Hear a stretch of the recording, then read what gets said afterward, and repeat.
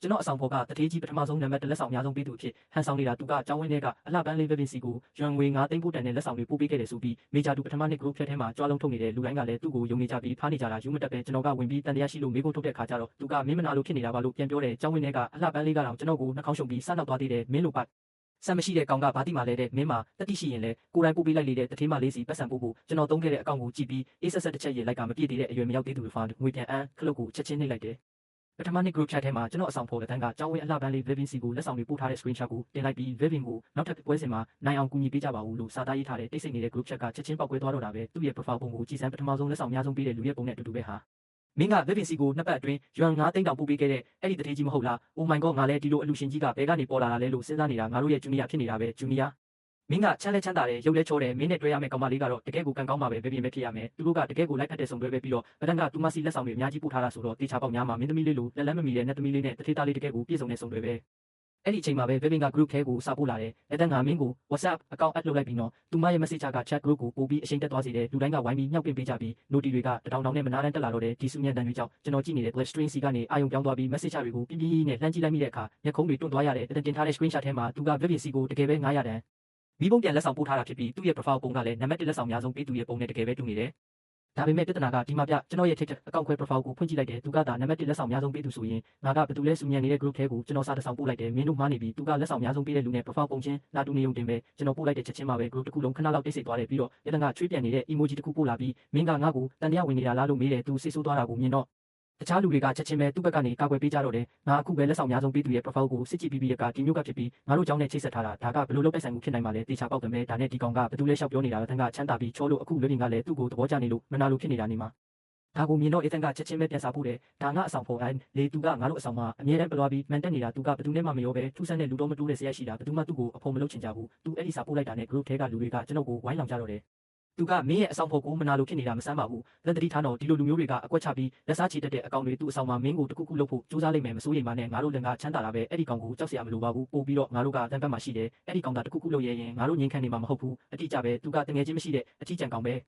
ဤတန်ကချက်ချင်းပဲဝင်ပြောတယ်ဟေးတိတ်ပြီးတော့မပြောပါနဲ့ဗျအဲ့ဒီကနည်းနည်းကြွားချင်ုံတင်မှာဟန်ကြီးပန်ကြီးလုပ်ရတာဝါသနာပါအခုငါမှမင်းတို့လိုတငယ်ချင်းကောင်းလေးရှိနေပြီဆိုတော့သူ့ကိုဂရုတောင်မစိုက်တော့ပါဘူးသူပြောတဲ့ဟန်ကြီးပန်ကြီးလုပ်တယ်ဆိုတာကစာတင်တဲ့အစမှာသူကကျွန်တော်ကိုထမင်းတူတူစားဖို့နဲ့အတန်းတူတူတက်ဖို့ဖိတ်ခေါ်တော့ကကျွန်တော်ကရင်ကြီးကြီးညင်းပယ်ခဲ့တာကိုပြောတာပါအမှန်တော့ကျွန်တော်ကတခြားအဆောင်ဖော်တွေနဲ့လည်းခက်ခွာခွာနေခဲ့ပြီးကျွန်တော်မိသားစုအလုံးများနေလို့ကျောင်းဝင်းထဲမှာတိတ်မရှိပဲရန်ဖန်ရန်ခါပဲရှိတာမို့လို့သူတို့ကိုတမင်ရှောင်နေတာမဟုတ်ကြောင်းရှင်းပြခဲ့ဘူးတယ်ဒါပေမဲ့လက်တန်ကကျွန်တော်ညင်းလိုက်လို့အရှက်ရသွားတဲ့အတွက်ကျွန်တော်ကိုလူတော့မတူဘူးဆိုပြီးမထင်မဲ့မြင်လောက်ကလက်စားချေတာဖြစ်တယ်မင်းစကားပြောတာကမင်းမိသားစုမှာဘီလီယံချီတန်တဲ့ project တွေကိုကင်တွင်နေရတယ်လို့မျိုးပဲဘာတွေကအဲ့ဒီလောက်တောင်အလုပ်ရှုပ်နေရတာလဲလူတော့မတူတာကအဆိုးဆုံးပဲအဲ့ဒါတင်မကဘူးကြွားလဲကြွားချင်သေးတယ်ရုံစရာကြီးဘသူကမင်းနဲ့ပေါင်းချင်မှလဲတက်ပြောပြတာနဲ့ group ကသူ့ကိုဝိုင်းချအီမိုကြပြန်တဲ့လက်တန်ကတိတ်ကျင်လာတာပဲအဲ့ဒီလိုကောင်ကိုတောင်ကာကွယ်ပေးနေသေးတယ်သူကိုယ်တိုင်ကြွားလို့မအောင်မြင်တော့တခြားလူတွေကိုလိုက်မေးခွန်းထုတ်နေတာငါ့ကိုမေးရင်တော့သူ့ကိုမျက်နှာသာပေးမနေနဲ့ကျောင်းရဲ့ confession page မှာပဲဖွင့်ချလိုက်သူတို့ပြောတဲ့စကားလုံးတွေကပိုပြီးရိုင်းဆိုင်လာတာကိုကြည့်ရင်ကျွန်တော်မျက်မှောင်ကုပ်ပြီးစာဆက်ရိုက်လိုက်တယ်ရက်တူတာကလူတူတာကိုမဆိုလို့ဘူးလက်တန်းကိုသူ့ရဲ့ကိုယ်ပိုင် profile ကို screenshot ရိုက်ပြခိုင်းလိုက်လေတော့ဆိုင်ငယ်သူမင်းပါရီထက်လို့ချင်နေသေးတာလဲငါအဆောင်မှာမင်းကိုတီးခံလာတာဒါပေမဲ့ငါ့ကိုလာပြီးနာမည်ဖြတ်တာကိုငင်းခံနေမယ်လို့မဆိုလို့ဘူးငါအပိုင်ကငါအပိုင်ပဲငါကဘာလို့မင်းရဲ့အကွက်ထဲဝင်ပြီးတက်တေပြနေရမှာလဲမင်းမှာတက်တိရှိရင်ငါကလက်ဆောင်အများဆုံးပေးတဲ့လူမဟုတ်ဘူးဆိုတာတက်တေပြလိုက်ဒါမှမဟုတ်တကယ်လူကိုရှာပြလိုက်မဟုတ်ရင်မင်းငါ့ကိုမေးဖို့ထုတ်ဖို့ဘာခွင့်ရရှိလို့လဲဘာလို့လဲဆိုတော့ငါကတကယ်လက်ဆောင်အများဆုံးပေးတဲ့လူဖြစ်နေလို့ပဲကျွန်တော် Vivin နဲ့ကျောင်းပထမဆုံးရက်မှာဆုံးခဲ့တာကျွန်တော်မိဘတွေကကျွန်တော်ကိုလူမသိအောင်အေးအေးဆေးဆေးနေဖို့တင်ပေးထားလို့ကျွန်တော်ကျောင်းကိုပက်တလာအင်စီကြီးကိုကားမမောင်းခိုင်းခဲ့ဘူးကျွန်တော်အထုပ်ပိုးတွေကိုဆွဲပြီးမောမောပန်းပန်းနဲ့ကျောင်းကိုလာတဲ့အချိန်မှာ Vivian ကကျွန်တော်ပစ္စည်းတွေကိုကူတယ်ပေးခဲ့တဲ့လူဖြစ်တယ်ကျွန်တော်ဝန်ခံပါတယ်သူမအပေါ်နည်းနည်းစိတ်ကူးရင်ခဲ့မိတယ်ဒါကြောင့်မို့လို့တခြားစီနီယာတွေစီကနေသူမရဲ့မိသားစုကဆင်းရဲပြီးကျောင်းသားစာပေးဖို့ထက်ကမှာဝတ်လွင့်နေရတယ်လို့ကြားရတဲ့အခါသူမရဲ့တိတ်ခါကိုစောင့်ရှောက်ပေးဖို့အတွက်နှစ်ပတ်အတွင်းရွမ်9သိန်းတောင်ပို့ပေးခဲ့တာကျွန်တော်အကောင့်ခွဲကိုတောင်သုံးခဲ့သေးတယ်ဒါပေမဲ့နောက်တစ်မိနစ်မှာတော့လန်ကမင်းပြောနိုင်ရင်တက်တေပြလေးလို့ပြောတယ်ကျွန်တော်အကောင့်အချက်လက်တွေကိုကြည့်ပြီးခဏလောက်တိုးဆုပ်သွားက screenshot ကိုမတင်တော့ဘူးဆုံးဖြတ်လိုက်တယ်အဲ့ဒီအချိန်မှာပဲ Vivin ပေါ်လာတယ်အဲ့ဒါမင်းမဟုတ်လားသူမက screenshot တစ်ခုပို့လာပြီးအဲ့ဒါကတော့ပြီးခဲ့တဲ့အပတ်ကသူမစီကျွန်တော်ပို့ထားပေးမဲ့သူမလစ်လူရှူထားတဲ့ WhatsApp က friend request ပဲ Vivin ကလောင်ပြောင်တဲ့အတန်ဖိုင်တစ်ခုပို့လာတယ်ဟေးမင်းပြီးခဲ့တဲ့အပတ်ကငါစီ friend request ပို့ထားတယ်နော်ငါကပြန်စာမပို့ချင်လို့ညင်နေတာပြီးတော့မင်းကယောက်ျားလေးတစ်ယောက်ဖြစ်နေလို့ငါအရန်ကြီးရိုင်းရိုင်းဆိုင်ဆိုင်မပြောချင်ခဲ့တာဒါပေမဲ့မင်းကအဲ့အပေါ်တကယ်ကိုရုပ်မာလွန်းနေငါဆက်ပြီးတီးမခံနိုင်တော့ဘူးသူကငါရဲ့လက်ဆောင်အများဆုံးပေးသူတင်မဟုတ်ဘူးသူကငါအတွက်အများကြီးအတိတ်ပဲရှိတဲ့တငယ်ချင်းတစ်ယောက်ဘသူ့ကိုမှသူ့ကိုအနိုင်ကျင့်ခွင့်မပေးနိုင်ဘူးVivin ရဲ့စကားတွေကအတန်ဟာသူမရဲ့လက်ဆောင်အများဆုံးပေးသူဖြစ်တယ်ဆိုတာကိုအတည်ပြုပေးလိုက်တယ်လို့ဖြစ်သွားတယ်အရင်ကကြားနေဖြစ်တဲ့ကူအဖွဲ့ဝင်တွေကကျွန်တော်ဘက်ကိုချက်ချင်းလှည့်လာကြတော့တယ်ဟာဟာဒီကောင်ဘာလို့အတန်ကိုအဲ့ဒီလောက်မုန်းနေလဲမဆန်းပါဘူးသူကိုယ်တိုင်နဲ့တမီးလေးနောက်ကိုဖားပြီးမလိုက်နိုင်တော့အတန်က Vivin ရဲ့ WhatsApp ကိုအရင်ရသွားလို့မနာလို့ဖြစ်နေတာကိုအမောင်ထဲမှာပုံနေတဲ့ဆက်စုပ်ယူရှာဖွယ်ကောင်းတဲ့ကောင်ပဲဖြစ်နေတာပဲမင်းလိုကောင်ကချမ်းသာပြီးပေါင်းတင်ဆက်ဆံရေးကောင်းတဲ့တဲ့နဲ့ဘယ်လိုလုပ်ရှင်နိုင်မှလဲ Vivin ကသူ့ကိုပဲ add လုပ်ပြီးမင်းကိုတော့မလုပ်ဘူးမင်းယူသွားပြီလား Vivian ရဲ့စကားကိုဖတ်ပြီးကျွန်တော်ခဏလောက်ကြောင်သွားရတယ်သူမပြောနေတဲ့အကြောင်းကအမှန်တော့အကြောင်းကနီးပြဆရာကအရှိအလှည့်ပွဲစဉ်အတွက်နမူနာပိုင်းတစ်ခုယူဖို့သူမရဲ့ WhatsApp ကို add လုပ်ခိုင်းလို့ဖြစ်တယ်ကျွန်တော်တောင်းဆိုချက်2ကြိမ်ပို့ခဲ့ပေမဲ့သူမက2ကြိမ်လုံးလစ်လျူရှုခဲ့တာနောက်ပိုင်းမှာကျွန်တော်သူမစီလက်ဆောင်တွေစတင်ပို့ပြီးတဲ့နောက်မှာတော့သူမကကျွန်တော်ရဲ့ WhatsApp ကိုတောင်းဖို့ TikTok ကနေတိုက်ရိုက် message ပို့လာခဲ့တယ်ကျွန်တော်ရဲ့လျှို့ဝှက်ချက်ပေါက်ကြားသွားမှာစိုးရိမ်တာကြောင့်ကျွန်တော်ပြန်စာမပို့ခဲ့ဘူးအခုသူမပြောတဲ့စကားတွေကတော်တော်လေးပြင်းထန်ပေမဲ့စာတင်တဲ့အစမှာသူမကူညီခဲ့တာကိုငဲ့ညပြီးကျွန်တော်စိတ်ကိုထိမ့်လိုက်တဲ့ group ထဲမှာ screenshot ကိုချပြပြီးဖွင့်မချလိုက်ဘူးအဲ့ဒီအစား BBC ကို message ချပို့လိုက်တယ်ငါမင်းကိုပြောစရာရှိတယ်ကျေးဇူးပြုပြီးငါရဲ့ friend request ကိုလက်ခံပေးပါVivian ကပြန်စာမပို့သေးခင်မှာပဲတန်ကအရင်ဝင်လာတဲ့တခါမှ add လို့မရတာကိုအခုငါရဲ့အရှိန်ဝါကိုတုံးပြီးထပ်ပြီး add လုပ်ဖို့ကြိုးစားနေတာပေါ့မင်းတကယ်ပဲ Vivian ကို add လုပ်လိုက်ရုံနဲ့တခုခုဖြစ်လာမယ်လို့ထင်နေတာလားအဲ့ဒီလိုပြောပြီးနောက်သူက Vivian ဘက်လက်ပြောတယ်သူ့ကို add မလုပ်နဲ့ဒီကောင်ကတကယ်ကိုကောက်ကျစ်တဲ့တခါကငါသူ့ကိုပါဆယ်ထမင်းသွားယူခိုင်းတာအဲ့ဒါစားပြီးတော့ငါဝမ်းလျှော့သွားတယ်သူထမင်းနဲ့တခုခုထည့်ထားတာထင်တယ်ဒါကိုကြားတော့ group ကတုံ့ပြန်ကြတယ်ဟ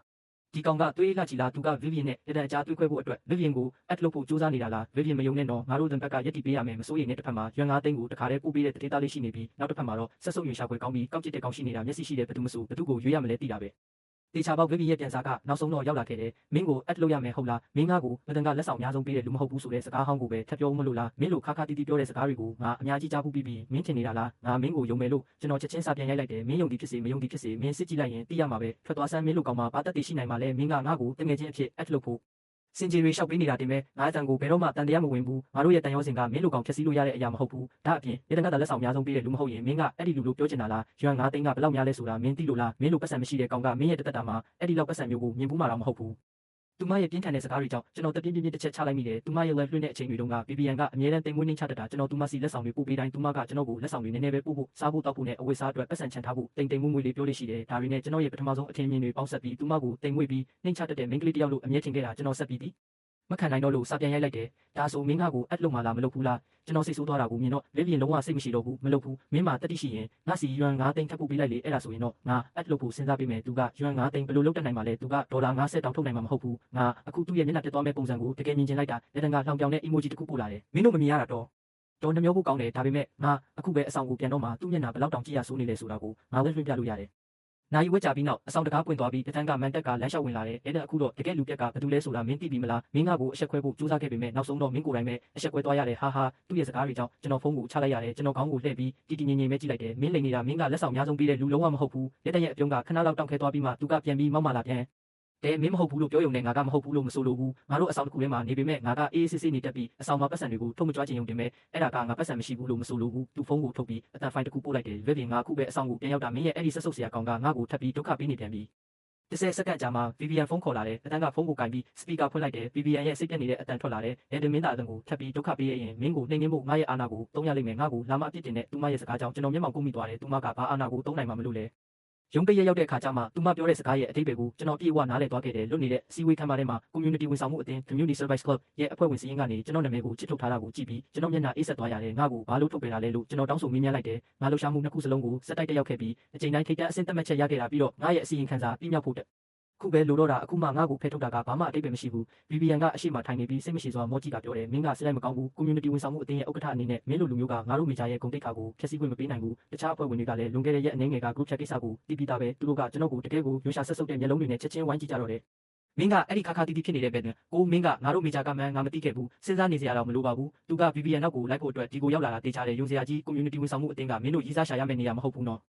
်ကျွန်တော်တို့ရဲ့ကောက်ကျစ်တဲ့စကားတွေကိုလစ်လူရှုပြီးစည်ရင်တွေကရတဲ့ရဲ့နာမည်ကိုညွှန်ပြလိုက်တယ်ဒါဆိုရင်ငါအရင်ကလုပ်ခဲ့တဲ့မြအောင်မြင်မှုတွေအားလုံးကဘာလို့သူ့နာမည်အောက်ရောက်သွားရတာလဲ BBN ကယူရှာစွာနဲ့မောကြည့်တယ်ဘာလို့လဲဆိုတော့ငါကဥက္ကဋ္ဌမလို့ပဲတေချာတာပေါ့ငါမှနောက်ဆုံးဖြတ်ပိုင်ခွင့်ရှိတယ်ဒါအပြင်မင်းကအရင်ကသူ့ကိုအများကြီးအနိုင်ကျင့်ခဲ့တာပဲဒါမှမဟုတ်မင်းသူ့ကိုအများကြီးကြွေးတင်နေတာဆိုတော့မင်းရဲ့နေရာကိုသူ့ကိုရောကြီးအနေနဲ့ပေးလိုက်တင်တာပေါ့သူမပြဟုတ်ပြီလားနဲ့တခြားအဖွဲ့ဝင်တွေကလည်းဝင်ထောက်ခံကြတယ်ဥက္ကဋ္ဌကမင်းကိုမဖယ်ထုတ်ရင်တော့ငါတို့မင်းနဲ့တူတူအလုံးမလုံးချင်တော့ဘူးဒါကိုအသံပေါ်လာမပုံချနဲ့သူကတိတ်ချမ်းသာတာဆိုတော့သူ့ရဲ့ community ဝန်ဆောင်မှုကိုတခြားလူကိုပတ်စံပေးပြီးခိုင်းလို့ရတယ်မင်းစီကနေခိုးစရာမလိုဘူးအတိအကျပဲသူကငါတို့နဲ့အတူပါဝင်ပေးတာကငါတို့အတွက်ဂုဏ်ယူစရာမင်းရဲ့နေရာကိုသူ့ကိုပေးလိုက်တဲ့အခုထွက်သွားစမ်းမင်းရှက်တောင်မရှက်ဘူးလ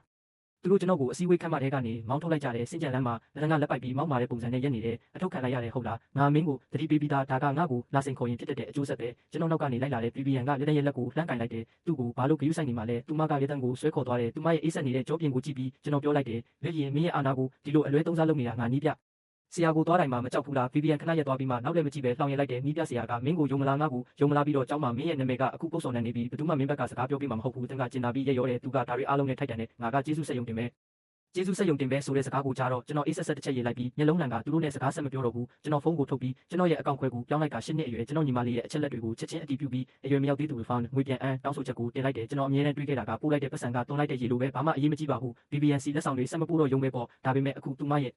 တကယ်အတွင်ပြင်ကိုမြင်လိုက်ရတော့ရွှန်9သိန်းကဘာမှမဟုတ်ပေမဲ့ငါကဘာလို့သူမကိုအလကားပေးထားရမှာလဲစစ်ဆေးမှုကအချိန်ယူရမှာဖြစ်ပေမဲ့ကျွန်တော်မလောပါဘူး BBN နိုတီရရှိသွားတာနဲ့ကျွန်တော်ဘောကကောလာဟာလတွေကအလိုလိုပြည့်ပြည့်သွားမှာပဲတန်ကအခုဘလောက်ပဲခုန်ပြန်နေပါစေနောက်မှခံရမယ့်အချိန်ကပိုပြင်းလိမ့်မယ်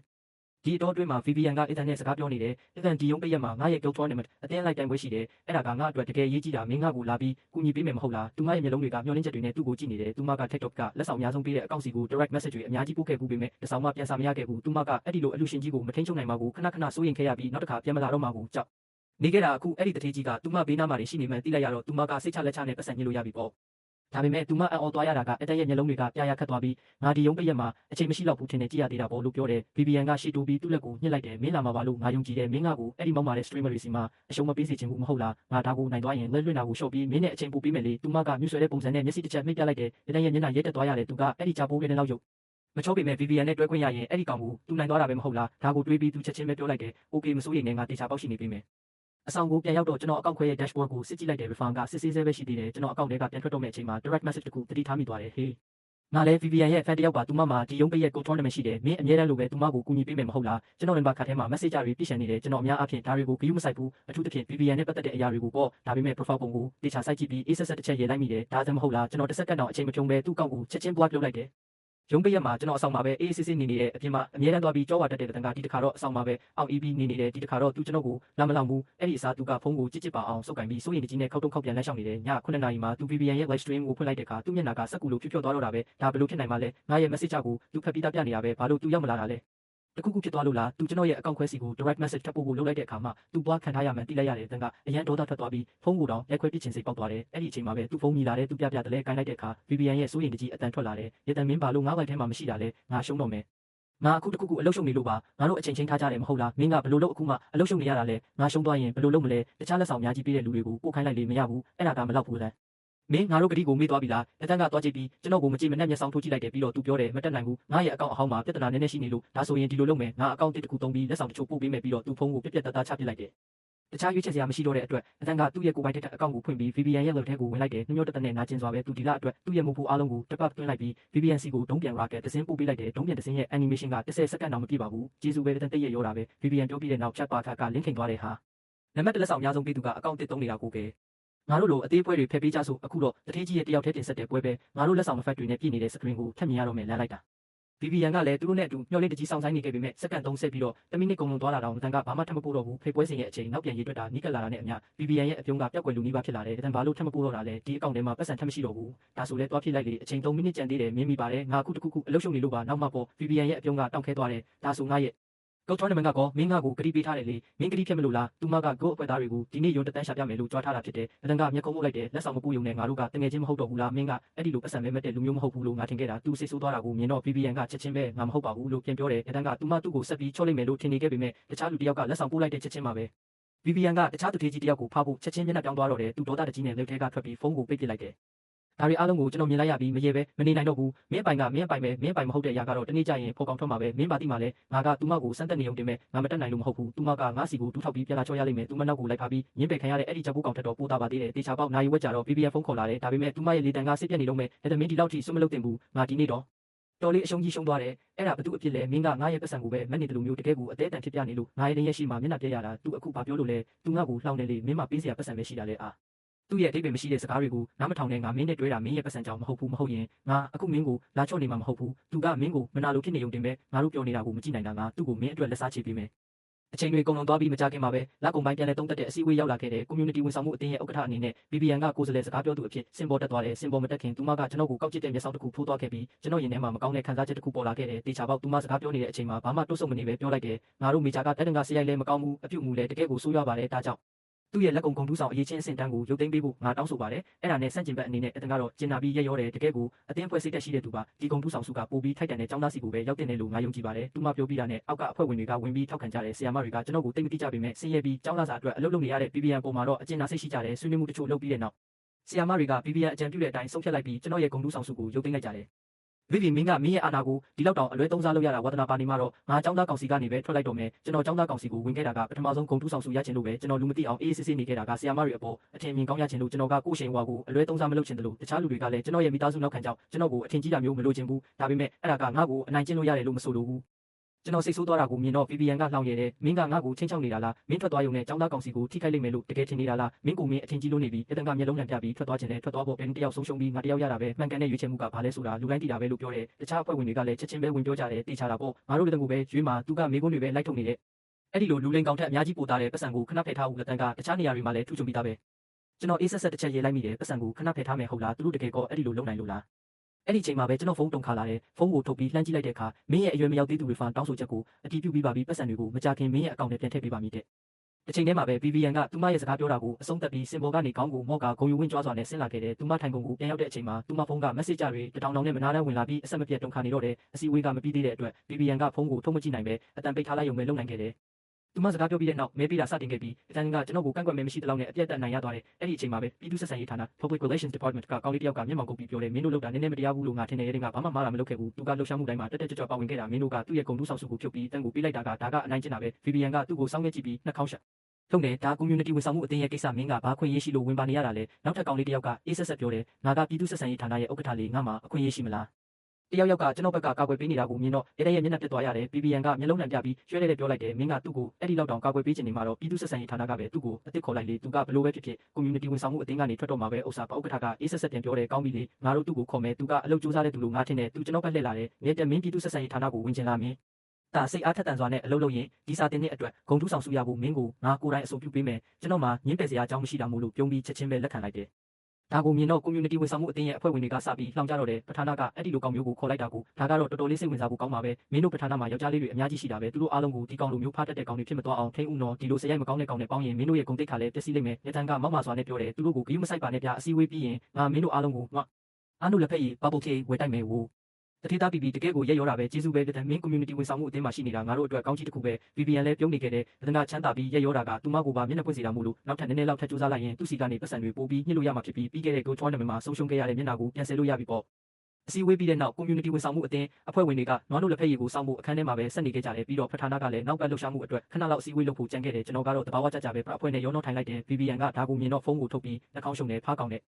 ပြီးတော့သူမဖုန်းကိုငုံကြည့်လိုက်တဲ့နောက်တစ်စက္ကန့်မှာပဲသူမရဲ့မျက်လုံးတွေတောင့်ခဲသွားတော့တယ်သူမရဲ့ WhatsApp မှာတခြား streamer တွေနဲ့အမျိုးမျိုးသော chat group တွေပြည့်နေတာအဲ့ဒီအချိန်မှာအဲ့ဒီ group တွေကပောက်ကွဲနေကြပြီးလုပ်ငန်းလည်ပတ်ရေးအဖွဲ့ operations team နဲ့ manager ကတောင်သူမစီကိုမနာတဲ့ message တွေပို့ပြီးပုံကျဲနေကြတာဘယ်ပြင်ဘာဖြစ်တာလဲမင်းရဲ့နံပါတ်1လက်ဆောင်အများဆုံးပေးတဲ့သူကဘာလို့အရွယ်မရောက်သေးသူတွေဖာတောင်းဆိုတာလဲမင်းသူ့ကိုစိတ်ကြည်နဲ့အောင်မလုပ်နိုင်ခဲ့လို့လားမင်းသူ့ကိုစိတ်ဆိုးအောင်လုပ်မိလို့လားအဲ့ဒါရွမ်9သိန်းပြည့်တော့အားလုံးဝေဖန်ဖြစ်သွားပြီးဒါကကိုဘယ်လောက်တောင်ထိခိုက်လဲမင်းတိလားမင်းနဲ့ပြန်ခဲ့တဲ့ streamer အသေးလေးတွေရဲ့အကောင့်တွေပါဒီကိစ္စကြောင့်ပိတ်ခံလိုက်ရပြီးကိုကလည်းမင်းကို promote လုပ်ဖို့ပတ်စံတွေအများကြီးသုံးထားတာအခုအားလုံးပြန်အပ်လိုက်ရပြီဆိုတော့အထက်လူကြီးတွေကိုဘယ်လိုရှင်းပြရမလဲငါတို့ platform ရဲ့စုကြီးတွေလည်းရတော့မှာမဟုတ်ဘူးမင်းတာဝန်ယူရမယ်မနာတဲ့ message တွေဝင်လာနေတော့တယ် VVN ရဲ့မျက်စိရှိမှာမှောက်မိုက်သွားရတယ်မန်နေဂျာထဲမနောက်ပါနဲ့ဗျာ China ကပြန်ပြီးဆဲဆူလွတ်လိုက်တယ်ငါကနောက်เสียလားကုမ္ပဏီကိုပတ်စံပြန်ရောဖို့တာပြင်ထားတော့VVN မယုံနိုင်ပဲသူမမျက်နှာညှို့ချော်သွားရတယ်တုံရင်နေတဲ့လက်တွေနဲ့သူမရဲ့ streaming dashboard ကိုဖွင့်ကြည့်လိုက်တယ်သူမရဲ့ bank limit ကြောင့်သူမကရထားတဲ့ဝင်ငွေတွေကိုမထုတ်ရသေးဘူးကျွန်တော်ပို့ထားတဲ့လက်ဆောင်တွေကသူမရမယ့်ရွှေ2သိန်းကျော်ကအခုတော့လုံးဝပြောက်ကွယ်သွားပြီးသူမရဲ့ balance ကရွှေရှိရွှေကျော်လေးပဲကျန်တော့တယ်သူမကောင်းကိုချက်ချင်းမော့လိုက်ပြီးအတန်းကိုဆူဆူဆိုင်ဆိုင်ကြည့်လိုက်တယ်အတန်းကနွားနို့လက်ဖက်ရည်တွေကိုဝေပေးနေပြီးအကောင်းဆုံးတစ်ခုကိုအဆုံးသက်အတွက်ခြံထားတာရှက်ပြုံးလေးနဲ့သူ VVN စီယူလာပေးတယ်စီနီယာ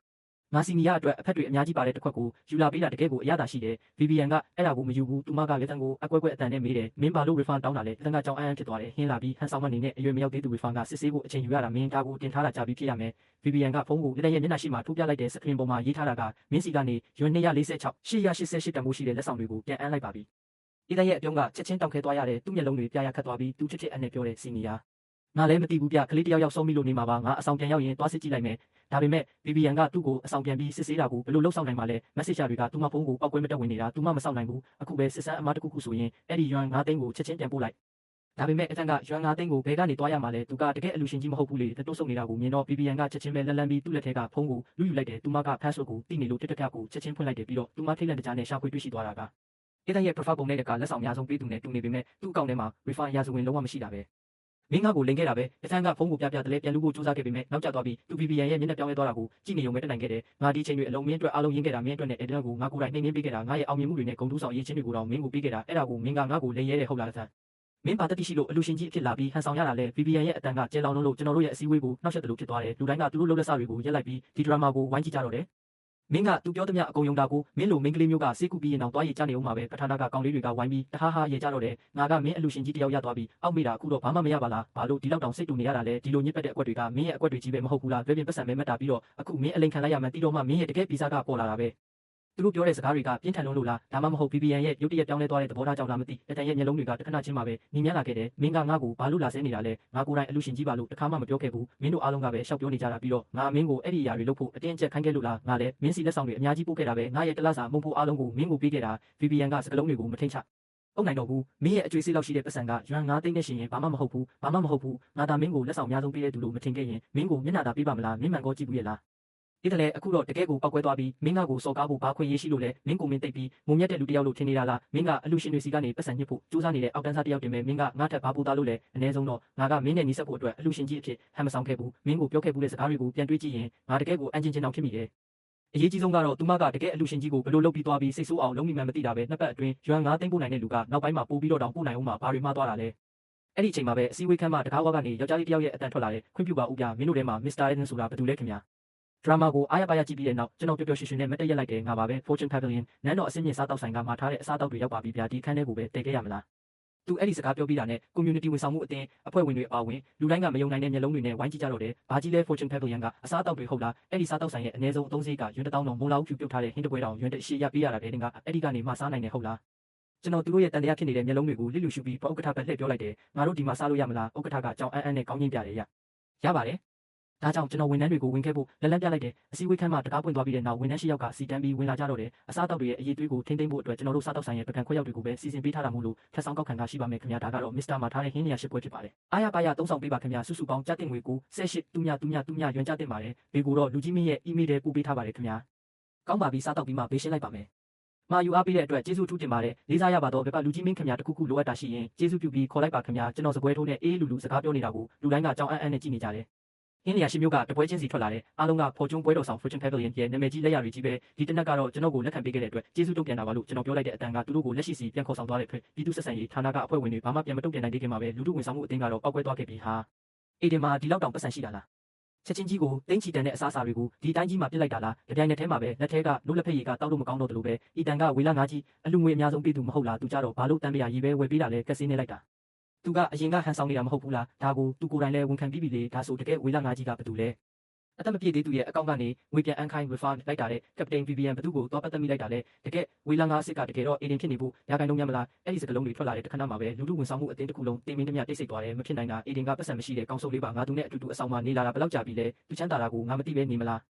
းမင်းကောချမ်းသာလို့လားသူကအခုလေးတင်ထမင်းတနက်အတွက်တသိန်းတောင်သုံးသွားတာလေးပြီးတော့မင်းတို့သူ့ကိုဒေါသထွက်အောင်လုပ်လို့သူကငွေပြန်အန်ခိုင်းလိုက်တာဖြစ်မှာပေါ့သူတို့ရဲ့စကားတွေက VPN ကိုလက်ရှိအခြေအနေစီဆွဲခေါ်သွားတယ်သူမစိတ်ထဲကနေမဖြစ်နိုင်ဘူးလို့အော်ဟစ်နေမိပေမဲ့ဒါကတကယ်သာဖြစ်နေခဲ့ရင်ကော VPN ရဲ့မျက်နှာတစ်ခုလုံးဖြူကျော်သွားပြီးကျွန်တော်စီလျှောက်လာတယ်အေးငါနင်းနဲ့စကားပြောဖို့လိုတယ်အပြင်ခဏထွက်ခဲ့သူမလက်ထွက်သွားပြီမဲ့ခြေလန်းနေတဲ့ကြာမှာကျွန်တော်လိုက်မလာတာကိုသတိပြုမိသွားတယ်ကျွန်တော်ကတော့သူမကိုလစ်လူရှုပြီးအစားအစာတွေကိုအရသာရှိဆက်စားနေတာအေးဟန်ကိုလုံးမနေနဲ့ဦးငါနင်းနဲ့တကယ်စကားပြောဖို့လိုလို့ပါ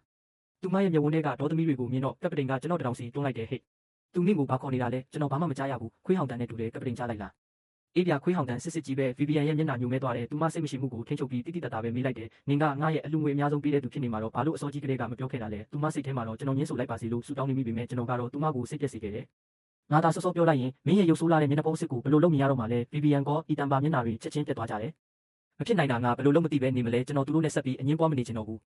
းငွေပြန်အန်းတာကကျွန်တော်အကောင့်ထဲရောက်နေပြီးသူတို့ရှိမှတင်ကျွန်တော်တက်ကကူဖွင့်ပြီးအကောင့်ကိုချက်ချင်းဖျက်ပစ်လိုက်တယ်ဟင်းအေးမဖြစ်ပါနဲ့အေဒင်ရဲ့အရင်ကငါနဲ့အပေါ်လုပ်ခဲ့တဲ့များကအီတန်တွေးထိုးပေးလို့ပါငါတကယ်ရည်ရွယ်ပြီးလုပ်ခဲ့တာမဟုတ်ပါဘူးငါကိုနောက်တစ်ချိန်တော့ပဲယုံပေးပါငွေပြန်အန်းတာကိုဖျက်သိမ်းပေးပါကျေးဇူးပြုပြီးသူမအီတန်ပက်လက်လိုက်တယ်အားလုံးကနင်းကြောက်နင်းကဲ့သို့လူယုံမာကြောက်လိန်ညာပြီးပြဿနာရှာတဲ့ငါတို့ဌာနကနင်းလိုလူမျိုးကိုအလိုမရှိဘူးအခုချက်ချင်းထွက်သွားအီတန်ရဲ့မျက်ဝန်းတွေကဒေါသကြောင့်တောက်လောင်နေတယ်သူ VPN ကိုရင်ဆိုင်ဖို့စူးစမ်းပေမဲ့ VPN ကလူတစ်ယောက်ကိုအမြန်ခေါ်ပြီးသူ့ကိုအပြင်ကိုမောင်းထုတ်ခိုင်းလိုက်တယ်အခုကောစိတ်ကြည်နေပြီလားအေဒင်နေငါကိုကြိုက်နေမှငါသိပါတယ်မဟုတ်ရင်နေငါစီဒီလောက်များကြီးလက်ဆောင်တွေပို့မှာမဟုတ်ဘူးဒီနေ့ကစပြီးငါနဲ့တယောက်တည်းအပေါ်ပဲကောင်းပါမယ်လို့ကတိပေးတယ်ငါတို့အစားကပြန်ဆက်လို့ရမလားသူမကန်ပေးထားတဲ့လက်ကိုကြည့်ပြီးကျွန်တော်ရင်ရှာစွာနဲ့မျက်မှောင်ကုတ်လိုက်တယ်မင်းကယုံစရာကောင်းတယ်မင်းမငါရဲ့တငယ်ချင်းဖြစ်ဖို့ဘာအရေးချင်းရှိလို့လဲအရင်ကငါလက်ဆောင်တွေပို့ပေးခဲ့တာကအပျော်သဘောတက်တက်ပဲငါမျက်စိထဲမင်းကိုတကယ်ရှိတယ်လို့မထင်နဲ့ ပတ်စံကပြန်အမ်းပြီးသွားပြီးမင်းနဲ့ငါနဲ့ဘာမှမပတ်သက်တော့ဘူးငါ့ကိုလာပြီးဒုက္ခမပေးနဲ့တော့လက်တော်ကျွန်တော်မတက်ရက်ပြီးထွက်လာခဲ့တယ်အေဒင်နင်ဒေါသထွက်ပြီးစကားတွေပြောချင်တယ်လို့ပြောနိုင်ပါတယ်ဒါပေမဲ့နင်ငါ့ကိုတကယ်ပဲလက်လွတ်နိုင်လို့လားနင်ကလေးဆူဆူနေတာမှငါသိပါတယ်ငါနေနဲ့ပြန်ဆင်ပြေအောင်လုပ်နေတာလေလူအများကြီးရှိမှငါ့ကိုဒီလိုမျိုးအဆက်မခွဲပါနဲ့ကျွန်တော်ရေလိုက်တယ်ငါကချမ်းသာတယ်လေငါပေးချင်တဲ့သူကိုပေးလို့ရတယ်မင်းစီမှာလွမ်းစရာဘာရှိလို့လဲ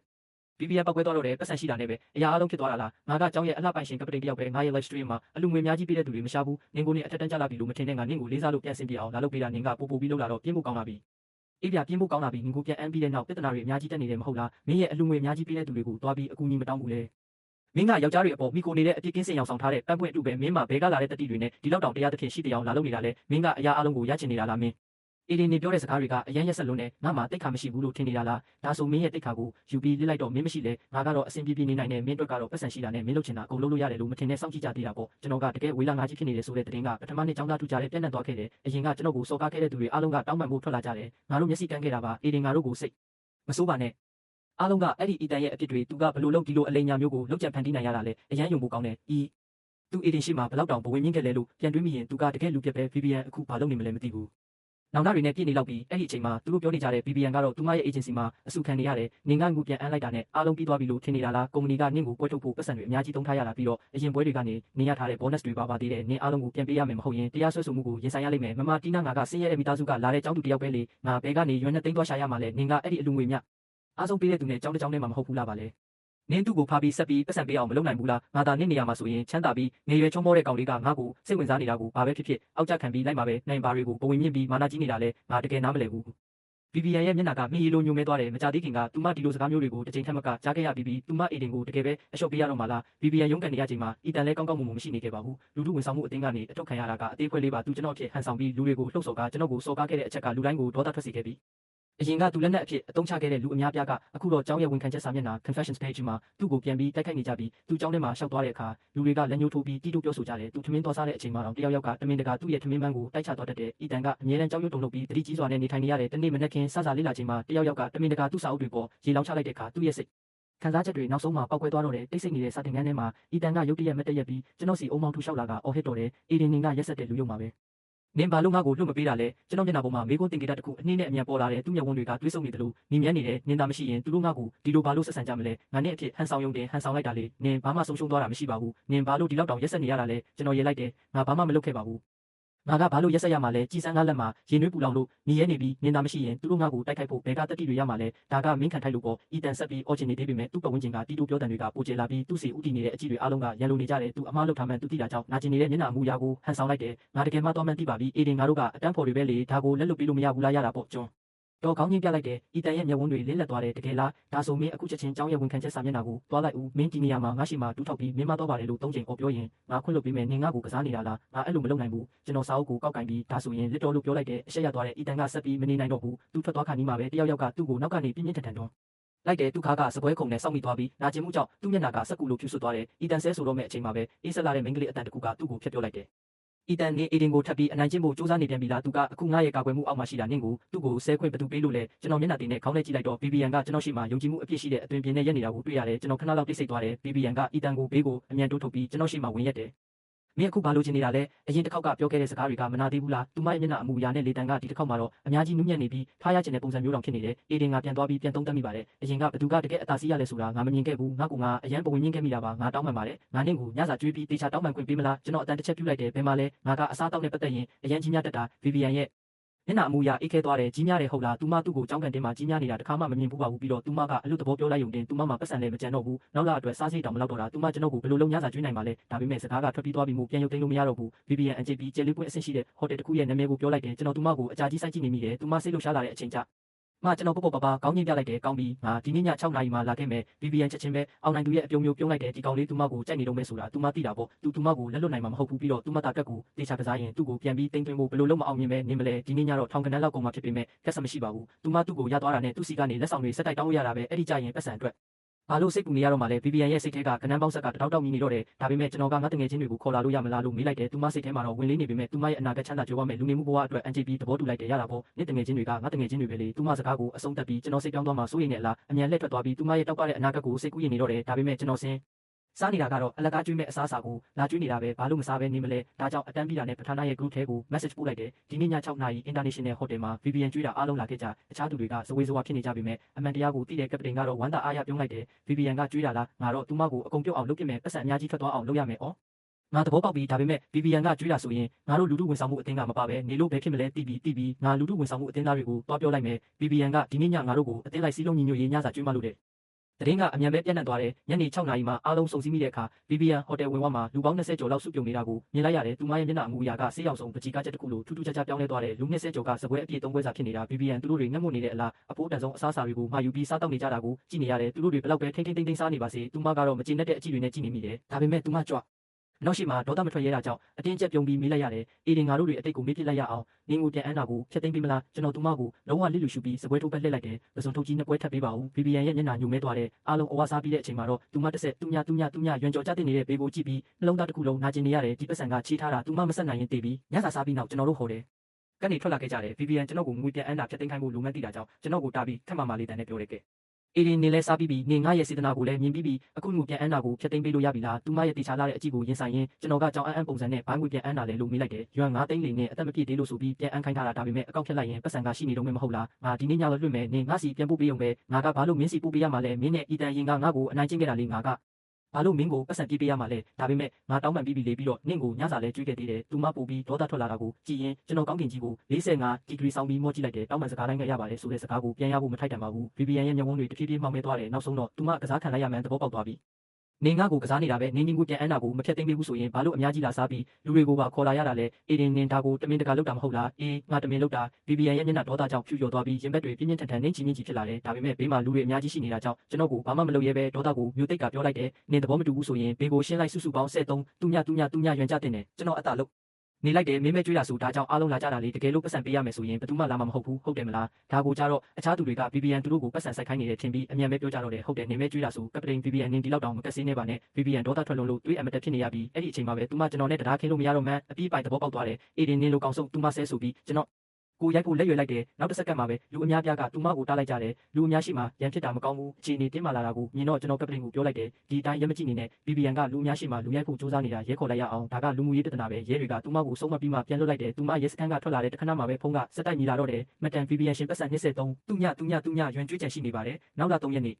နောက်ဆုံးထားပေးရမှာဖြစ်ပြီးနောက်ကြရင်ရှင်းရဲ့ credit ရမှတ်ကိုထိခိုက်ပါလိမ့်မယ် Hello မတန် VPN ကျွန်တော်တို့ဥပဒေစူးဆောင်ဖွဲ့ကရှင်းကိုရွံ260သူညအတွက်တရားစွဲဆိုထားပါတယ်ကျေးဇူးပြုပြီးနောက်လာ10ရက်နေ့နောက်ဆုံးထားရှင်းလင်းပေးပါ VPN မကြသေးခင်ကအလုံးရင်းနဲ့ငွေပြန်တောင်းမှုတွေကြောင့်ရှင်းရဲ့ live stream ခန်းမကိုပိတ်ပင်လိုက်ပါပြီ VPN နဲ့အမေရဲ့ယောဂကပြန်ကြွလာပြန်ပြီးငါတို့ရွံ30သူညလိုအပ်နေသေးတယ်နင်းပတ်စံဘယ်တော့ပို့မှလဲအကျွေးတောင်းတဲ့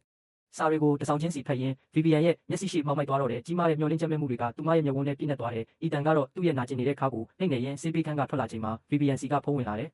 သူဖုန်းကိုကိုင်လိုက်တဲ့အခါသူမကသူ့ကိုကြောင်းခေါင်မှုပေါ်မှာတွေ့ဖို့ပြောတယ်သူကသူမတောင်းပန်မလို့ထင်ပြီးစိတ်လှုပ်ရှားစွာနဲ့အပြေးလောသွားခဲ့တယ်ဒါပေမဲ့သူရောက်သွားတဲ့တခဏမှာပဲသူမကတွေးဆုံနေတဲ့မျက်ဝန်းတွေနဲ့သူ့လက်ပင်ကိုညှစ်ပြီးနေရံမှာကတ်တုံးထားလိုက်တယ်အားလုံးကနင်းကြောင့်နင်းသာမရှိရင်ငါအေဒင်ကိုဘာလို့တော့ပတ်သက်မိမလဲငါဘာလို့ဒီလိုအခြေအနေမျိုးရောက်ရမှာလဲငါဆက်ပြီးမနေနိုင်တော့ဘူးနင်းကိုလည်းအသက်ရှင်ခွင့်မပေးနိုင်ဘူးအီတန်ကအောက်ဆီဂျင်ပြက်လက်ပြီးမြက်နောက်တစ်ခုလုံးခရမ်းရောင်တန်းလာကရုံးကန်ရင်အကူအညီတောင်းပေမဲ့သူ့တန်ကတဖြည်းဖြည်းတိုးညင်းသွားတယ်သူအသက်ရှူချက်ပြီးတေတော့မဲ့အချိန်မှာပဲခေါင်းမိုးတကားပွင့်သွားပြီးလုံခြုံရေးဝန်ထမ်းတွေက VPN စီကိုတုတ်တွေနဲ့ချိန်ရွယ်လိုက်ကြတယ်သူ့ကိုလွတ်လိုက်တာကလူတက်မှုပဲငါတို့ရဲခေါ်ထားပြီး VPN ကနားမထောင်ဘူးအမှန်တော့လုံခြုံရေးရဲ့စကားတွေကသူမကိုပူပြီးကြောက်လန့်စေခဲ့တယ်သူမကလမ်းဆုံးနေပြီးဖြစ်တာကြောင့်ထောင်ထဲပါသွားရမယ်ဆိုရင်ကောင်းကောင်းမွန်မွန်လည်းမနေရသေးလဲမသေးရဖြစ်တော့မယ်ဒါကြောင့်သူမအီတန်နဲ့အတူခေါင်းမိုးပေါ်ကနေခုံချဖို့စူးစမ်းပေမဲ့အရေးကြီးတဲ့အချိန်မှာပဲလုံခြုံရေးတွေကသူမကိုလက်သိပ်ဖမ်းဆီးလိုက်ကြတယ် VPN ကထောင်ထဲရောက်သွားပြီးဒီအဖြစ်အပျက်တွေကြောင့်အီတန်လည်းစိတ်ကျမ်းမာရေးထိခိုက်သွားခဲ့ရတယ်မကြခင်မှာပဲသူ့เจ้าကနေနှုတ်ထွက်ခွင့်လျှောက်ထားပြီးအစအနပြောက်ကွယ်သွားခဲ့တော့တယ်